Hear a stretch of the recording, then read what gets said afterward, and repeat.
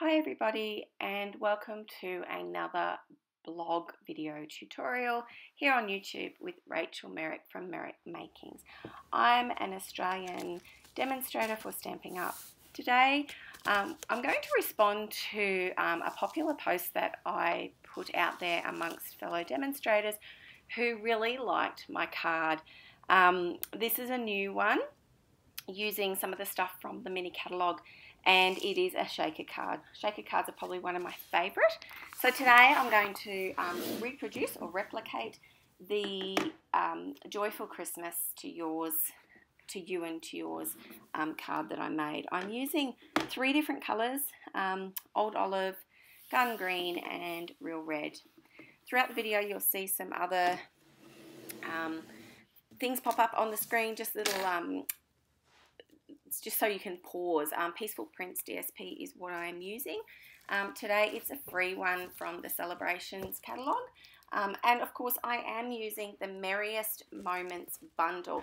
This is a beautiful stamp set and the dies are absolutely amazing and what makes this card completely. Super easy to use. So yeah. Well, let's get stuck into it. Today I am using the plaid or checkered background DSP. I take my basic white cardstock, standard size half an A4 because I'm here in Australia, so this is kind of what I'm going to be doing, and I score it in half again. This gives us a standard size card. My DSP, which does have the other side on it, and probably if I was making this card again, I would default to the side with a little bit of white on it. I just really like the way it popped a bit more.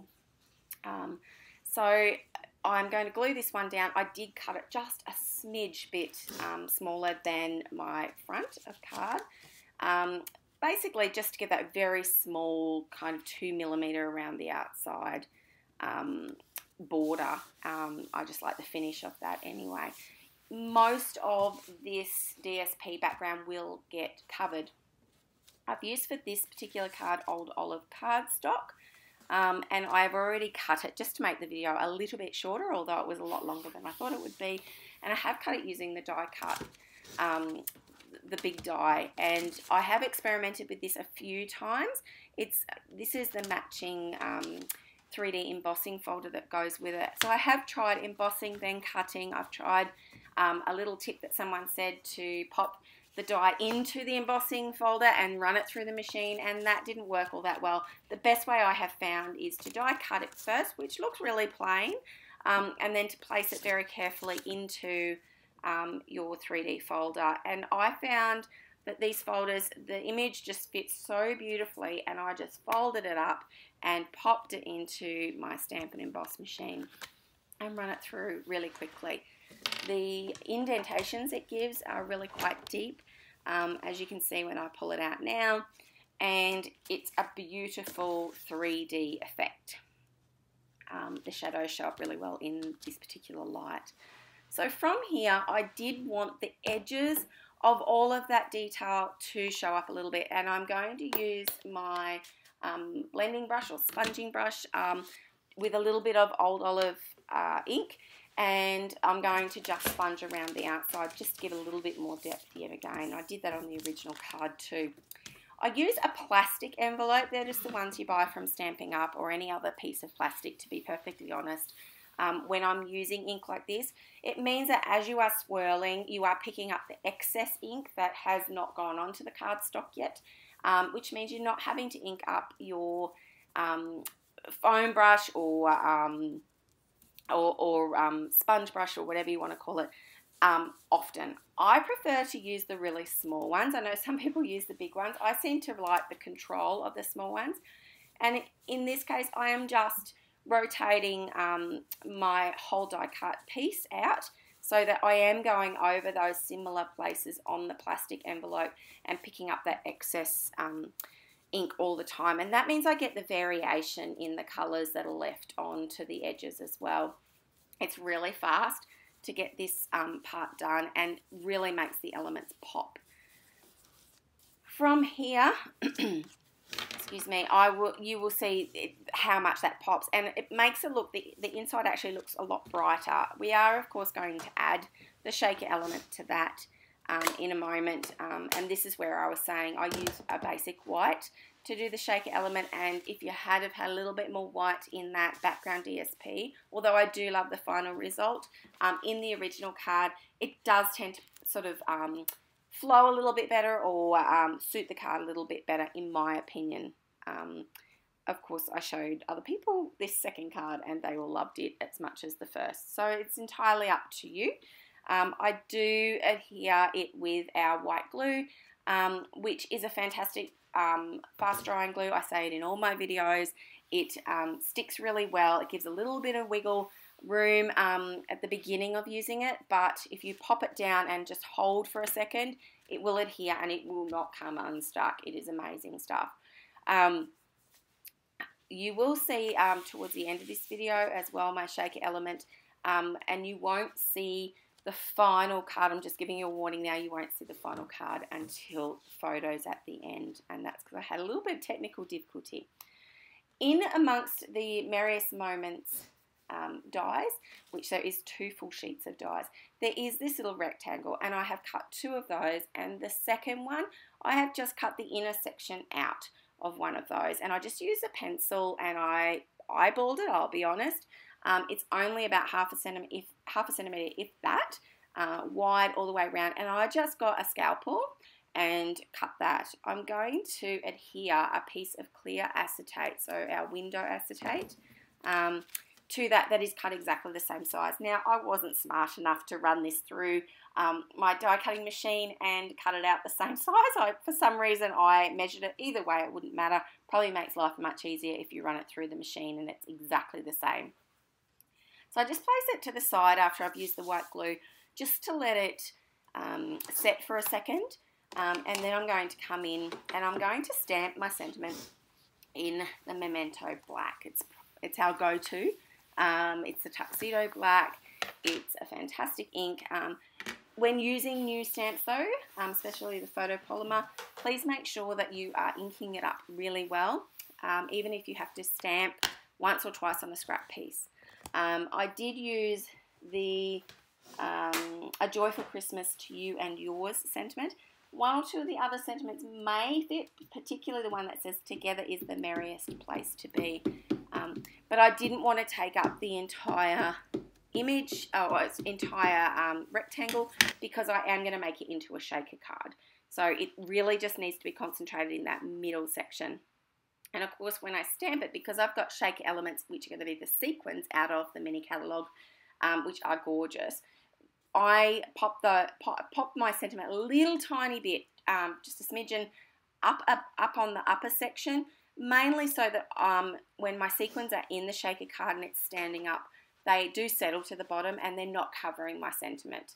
I did go a little bit crazy with the sequins in my first card. This card I was a little more restrained. You really literally only need a pinch in these small style shaker boxes.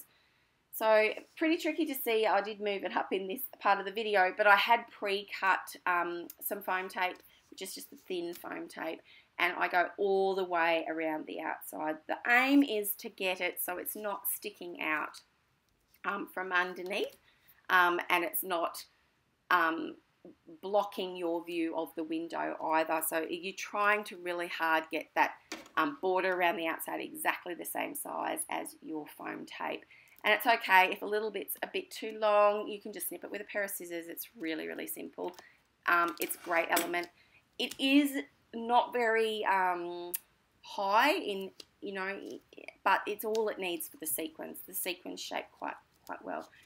So just make sure that the tape isn't visible from the front of the frame, whether it be on the outsides or the inside of the frame, which I did actually have to trim mine back a little bit in this one. So to make the shaker element, you've now got your backing, now got your front with your window and the tape on it. We're now going to pop a pinch of sequins. If you don't have sequins, little beads, confetti kind of style, glitter is the way to go.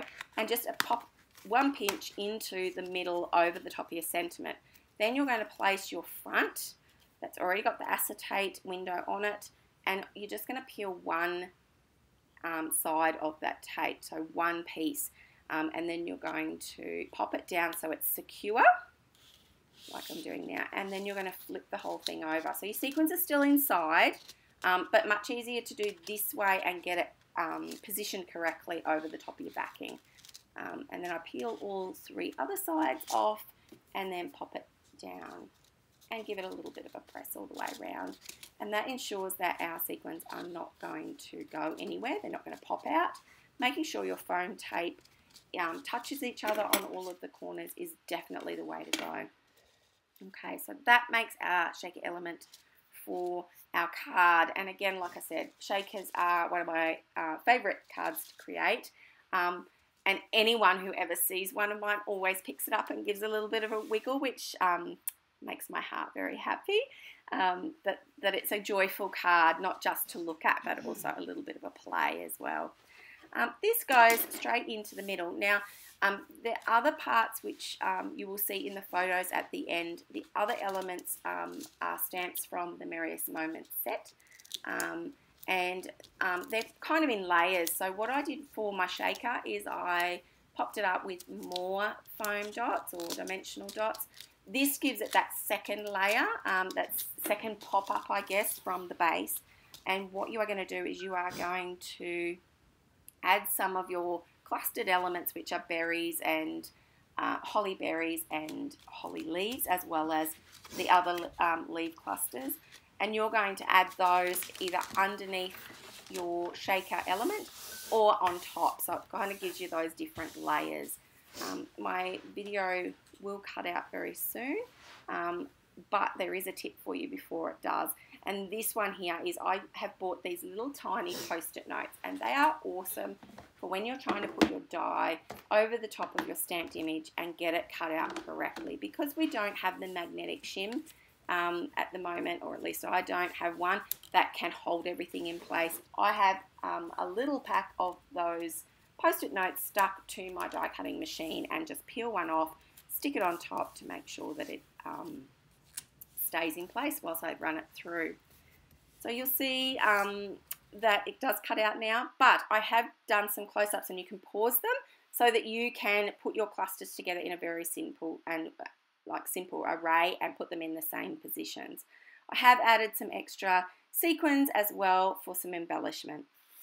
Thank you so much for joining me. I hope that you can create this card and have fun with shaker cards for Christmas too. Here's a little list of all the things that I use for this card in case you need it. Thanks.